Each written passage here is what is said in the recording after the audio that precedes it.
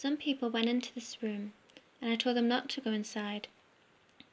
And when people went inside, they were doing things with false gods. And they tried to pull me inside, and I screamed no. And they dragged me inside, and I was yelling to come out. Then I got away. I was running and running. As soon as I was free, I had seen Yeshua. And he was angry. He was very angry. And I knew what was going to happen next. The next thing he did was pour out his wrath on the ones who had been wicked, and even those who were trying to be Christian, but were wicked on the inside. And I ran as fast as I could to go hide, because I feared the Lord, and I knew how scary his wrath was going to be. And was suddenly with people in an ocean. We were swimming in the deep blue water,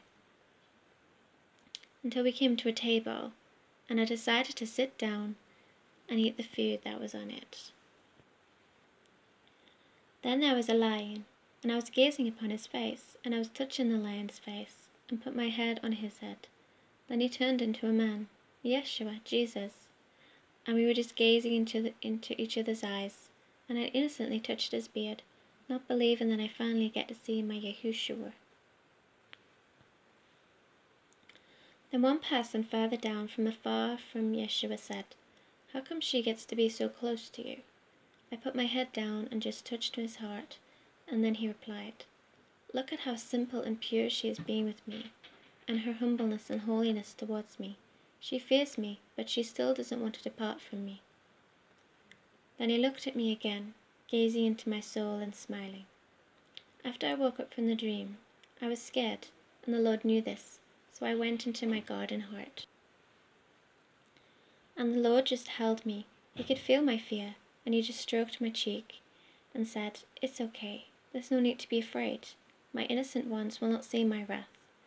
I leaned into him and rested up my head on his heart, and we gazed at the beautiful garden with wildflowers, a beautiful garden swing entwined with flowers and moss, beautiful butterflies and lilies. Yes, angels were there too. One was playing a harp, while another one was playing a violin, and they played a soft tune to calm and soothe me as I cried and slowly was calm.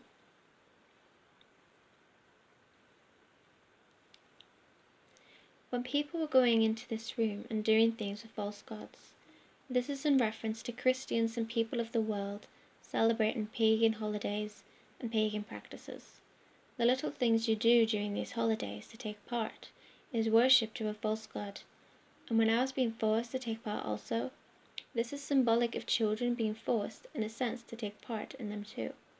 What you should do as a Christian is give them the truth on these holidays and know the truth yourself.